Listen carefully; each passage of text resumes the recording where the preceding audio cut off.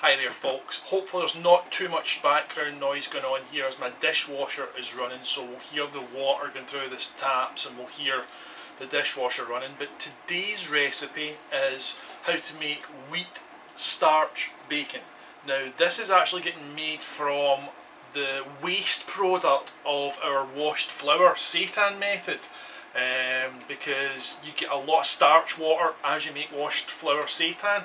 So what I've got here is I've reserved all I can of the actual starch to show you the sheer quantities of wheat starch bacon that we can make. It's ridiculous. I'll let you get to the end before you actually see how many we make, but it's absolutely ridiculous the amount we can make from what is essentially a waste product. Now the methods I'm using here is most of the cook-off method is actually the same sort of idea as Sauce Stache uses. I'll put a link to that person down below. My actual starting point though for the flavours I found over in the Seitan Society's webpage. I've gone and changed some of the ingredients and changed the quantity slightly of some of the others just because I was looking for a particular taste towards my bacon. I think, I could be wrong, but I think American bacon is a lot sweeter. I think there's more sugary stuff added like maples etc. There's a lot more, a sweeter flavour I think, based upon what I've saw of how Americans want to make bacon, and I'm looking for the more savoury flavour that I expect from a UK bacon. Still sweetness to it because it's bacon, but there's that savoury sweetness mix that I've tried to just augment and change slightly compared to what I saw on the Seitan Society. And my Amazon pod thing just spoke. That wasn't me, don't know why it did it, I don't know what it said. Anyway, let's crack on, let's do this, let's make some wheat starch bacon. Now, using the starch water that we have reserved from making our washed flour seitan, we're then going to make our starch bacon. Now, I've already poured off the majority of the water. This is the last maybe 1 centimetre of clear water sitting on top of the starch that I'm draining off here. And all I'm doing is very, very gently and gingerly pouring out as much of the water as I can. It's a slow, steady stream you're wanting here so that the clear water slides off the top of the starch water. You are going to get some of the starch water of itself coming out. At that point, you know you've probably poured off as much as you can and it's time to introduce something else to get the water out. I like using a big kitchen spoon. Just slowly press it into the starch water belly first, and as soon as the edge hits the rest of the clear water, just let it settle onto the spoon and gravity will do the rest for you. It's a slow process, but it's not a tedious process. Just take your time, be gentle and get off as much as you can. Even after all this, there's still going to be a little bit of water left at the end sitting on top of the starch water. That's fine. Forget about it, just get off as much as you possibly can and then stop. And once you've got out as much water as you can, take the same sturdy kitchen spoon that you have been using and start stirring the actual mixture. Now at the very, very bottom of the starch water, there's going to be a solid mass of starch that's settled and bound together. We're going to break that up, so just go in with the spoon and start moving it around. It's almost like a non-Newtonian fluid at the bottom. It's somewhere between solid, somewhere between fluid, and as you go into it, it quickly breaks down and becomes part of the starch water. But be careful, this does settle down quickly, so every time we're using this, give it a stir moving forward. To create two separate solutions here, one to emulate our fatty content and one to emulate our meaty content. Because I'm using all of the starch water created from the washed flour process, just to show you how many bacon roundels you can actually create if you reserve everything, we're going to be adding 2 cups of starch water to around about a 1 litre jug. Slightly smaller is fine, but we don't want it too much smaller because this stuff is going to need blended. And to a much larger jug, maybe around about 2 litres, we're going to be adding 5 cups or 1.25 litres of our starch water. And the remaining starch water we're again going to reserve, this time in a smaller bowl, because what we're going to do is we're going to dehydrate this, and by the end we're finished with this, we're going to have some lovely starch powder that we can use. So first up, we will get our ingredients together for the white fatty part. So first ingredient is onion powder, and we need 2.5 teaspoons straight into the jug. And then garlic powder, also 2.5 teaspoons. Next up is salt, and keeping it simple, also 2.5 teaspoons. And now we're going to add some coconut oil. This will help create a stiffness and an almost fattiness texture to the white fatty area when we put it all together and cook it, and it will give us a different mouthfeel from the meaty part. And we are adding 2.5 tablespoons of coconut oil. And now we need to blend the ingredients together, either with a stick blender or with a full separate blender, whichever one you prefer, that either will do the job. And just at a low speed, we just want to bring everything together with the blender. The main thing is just make sure that all the coconut oil has been broken up well into the starch water. Now we will move on to creating the red meaty part, and the first thing we're looking to do is add 150 millilitres or 10 tablespoons of soy sauce. And then we're adding maple syrup, 2.5 tablespoons, again straight into our jug. And to help with the colour, we're going to be using beetroot powder, and for this we want 3.25 tablespoons. It looks very red at the minute, but once cooked it really takes on the colour of bacon. And next up is our smoked paprika. We need 7.5 teaspoons of smoked paprika, not as you see me doing here and adding tablespoons. Luckily, before I got any further, I realised I had added all the paprika and it was floating on the surface, so I managed to dig most of it out. I may not have ended up in this batch with the exact 7.5 teaspoons, but it wasn't far off because I managed to pull the paprika out and save my recipe before I killed everybody with so much paprika. And now we're adding our mushroom powder. I make my own mushroom powder simply by grinding up my dried mushroom mix, which I use 2 parts forest, 1 parts porcini. I think it gives a nice flavour without being too expensive, because the forest mushrooms are a lot cheaper than porcini. So it's a good wee money saving tip. Quantity wise, we're looking for 5 teaspoons. And now we are adding 3.75 teaspoons of table salt. And then 2.5 teaspoons of MSG, monosodium glutamate. And then garlic powder, 2.5 teaspoons of. Next up is 2.5 teaspoons of onion powder. And then it's 7.5 teaspoons of liquid smoke. I've mentioned it in other videos that I use this particular brand because I can buy it online in a huge big bulk pack, which I then break down into these old whiskey bottles just for ease of using, but it makes it so much cheaper than buying those silly little bottles that we get in the supermarkets, which are way, way, way more expensive per milliliter. Now, they should be already because we're cooking, but make sure your hands are definitely clean at this point, because we're going to have to stick our finger into the spoon to release our marmite. But we're looking for 2.5 teaspoons of marmite, and marmite being sticky as it is, half of that will want to stick to your spoon. So just stick your finger in to release what isn't coming out. And to help everything bind together and also texturally make it different from the white fatty, we're using tapioca starch as a binding agent and a textural agent, because a lot of extra ingredients went into it, so this will just hold it all together. We're looking for 100 grams of tapioca starch, which is 12.5 tablespoons should you want to measure it that way. And once measured out, take and just add your tapioca starch to your big jug without spilling it, obviously.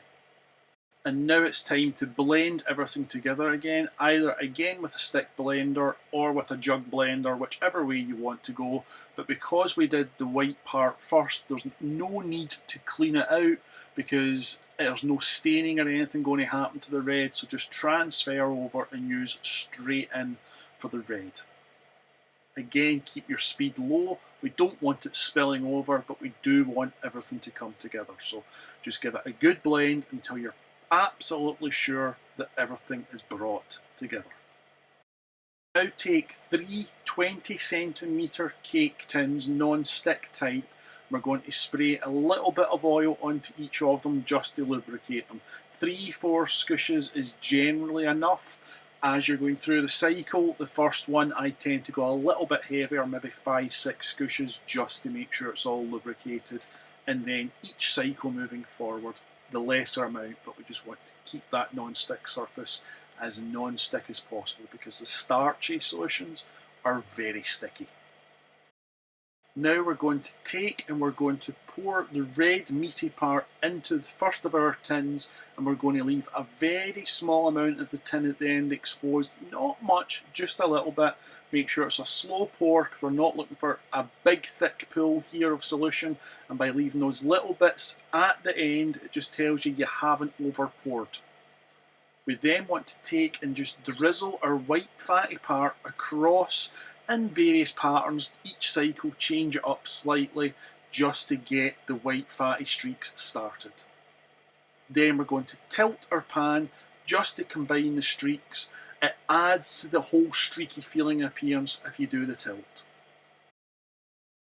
In a very large low pan, one that will easily hold your tin, we're now going to gently float the tin on top of the water. And as soon as we start to see the actual edge of the bacon starting to cook, it's generally under a minute, it's quite quick, we're then going to take and we're going to cover it in a lid and set a timer for 4 minutes and let it cook off. If you look to the left of the screen, you can actually see the progression as it begins to cook now across the pan. And that's the visual cue you're looking for at the very edge of the bacon for you to put the lid on. As soon as you start to see it cooking, I tend to find the white parts bubble first before the red meat is visually starting to cook. You may find different, but that seems to be the cue I found, that the white parts, you start to see it bubbling and then the red starts to go. And whilst the first tin is cooking off, we're going to get our second one prepared, which I already started doing. So you start pouring your red in, and just like the first one, leave a little bit of exposed pan at the end, and then drizzle in your white, and again tilt it back and forward just to get the streaks intermingling and joining. And as soon as your 4 minutes are up, take your pan, remove it from the water without dripping any into your other starch bacon, and place your other pan back in. Make sure you're wearing something to protect your hands. I wear these silicone gloves because we don't want a scald now, do we? So protect your hands, but plunge one into the cold water and put the other back into the boiling water. Set a timer for 2 minutes to allow that one to cool and stop the cooking process. And whilst that's going on, realise that you shouldn't have put your lid on too soon because the first one hasn't yet started cooking, and wait for that to actually start the cooking process. And now get your third one prepared. Pour your meaty part in, leave a little bit exposed near the end, not too much, just a little bit, and then drizzle in all the white fatty parts before we give it our tilt to mix everything together. And that was me saying it's ready now to add the lid back on because the cooking process has started.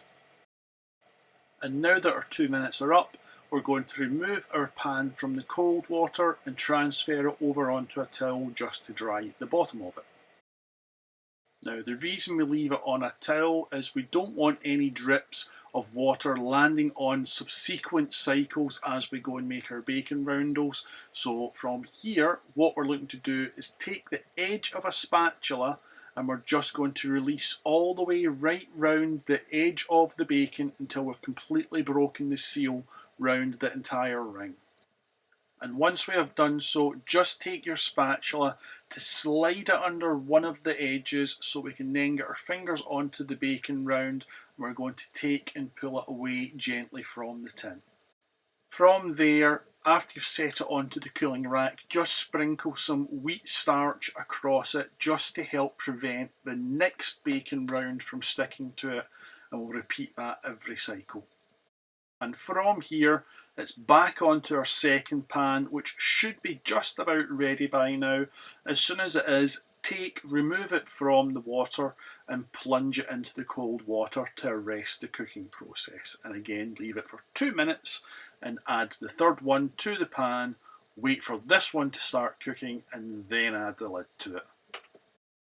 And whilst our third pan's in the water, go back, grab your first pan, give it 3 or 4 sprays of oil, and then repeat the process by adding the red meaty part, leaving a little bit exposed, and adding the white part. That was me just sticking my finger to show you that it was beginning to cook. Again, you can see the progression, this time starting from the bottom of the pan, moving towards the right hand side of the screen. That was it ready. That's when you know you can put the lid on. So it varies depending on each one, but it's generally well under a minute you see it starting to cook. It just depends on how thick the pour was really. The thinner the pour, the faster that cooking process starts. Again, I've left a little bit of the pan exposed. That way I'm not overfilling it. We're looking for between 2 and 4 millimeters depth of fluid. Moving the pan about just to get the streak formation going, and then we're ready to repeat and rinse the cycle over and over and over. So how many bacon rounds do you think we got then? Because as it's just a repeat of the cycle, I thought let's just do a wee quick speed up of the stack as it grew, and we end up with a fair few whack of bacon rounds as we make this. We end up with a whopping, guess what, it's not quite there, we're just about at it, almost done, yep, 22 bacon rounds, which is a fair whack of bacon rounds. Now obviously you don't need to make just as many as I did, but what I was doing was showing you the process in using up all of the waste starch water from actually making the washed flour seitan that I make. You don't need to use it all, but I did, and if you do use it all, you end up with 2.2 kilograms worth of wheat starch bacon if you want to go and make yourself some bacon from what would be a waste product, which is fantastic. 2.2 kilograms, wow. Now, something to be aware of, if any of the residue sticks to a pan as you're making them, that's a bad thing. We need to take and we need to remove any of the starch bacon that has stuck to it, either on the flat or round the edges, because if you don't, what happens is the next cycle, even more sticks to it, then even more, and we end up with a lot of rippage. So just give it a wee clean with your finger or with a kitchen towel, and then give it a fresh oiling again. That way, next cycle, yes, a tiny wee bit might stick, but we don't end up with lots of rippage happening. So next up, we need to cook them off.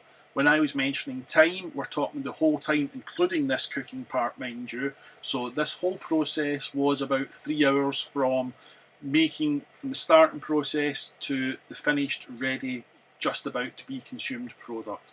But we're going to cook these off in the oven, put them onto silicone lined trays just as you see me doing.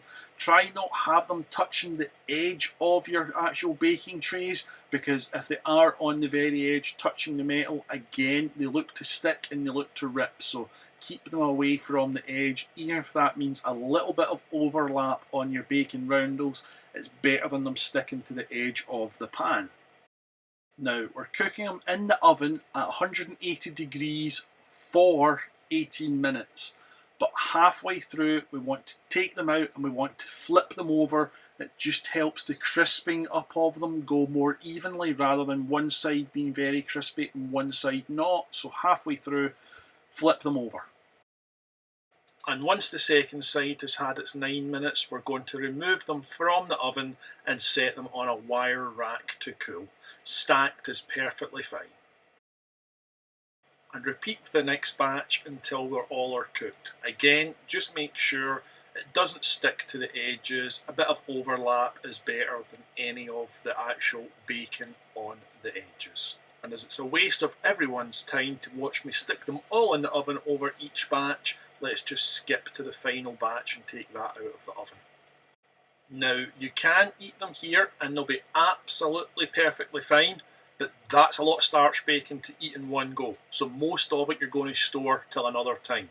And I'll also show you now how to cook it for the ones that you've actually stored.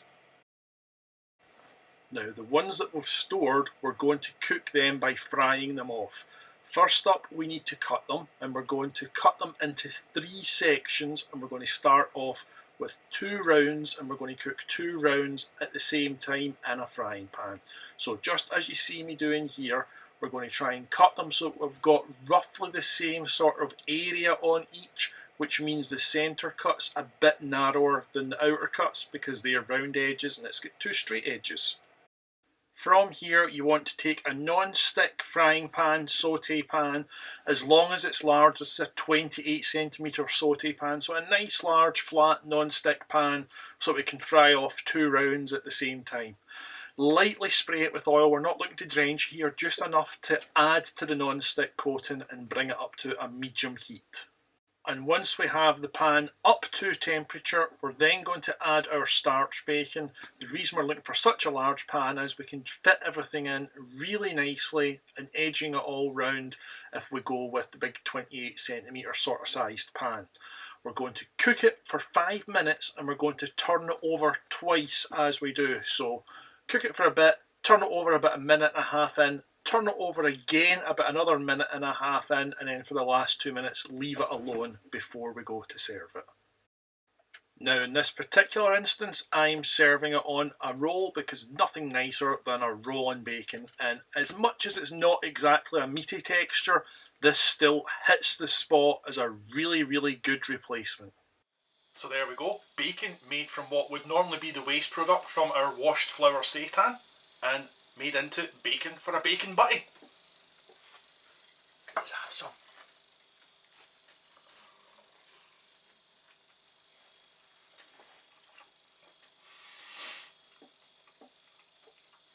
Absolutely hits the flavour tones.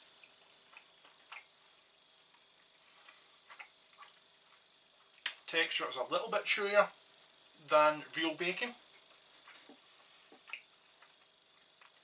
but it's still hitting those tones. It's still hitting that mouthfeel. Absolutely damn well perfect analogue for real bacon. I'll show you another recipe I use this in, which is my rip-off of Costco's chicken bake, made with washed flour seitan and made with starch bacon, and another recipe. So take care, stay safe, all the best to you. Bye for now.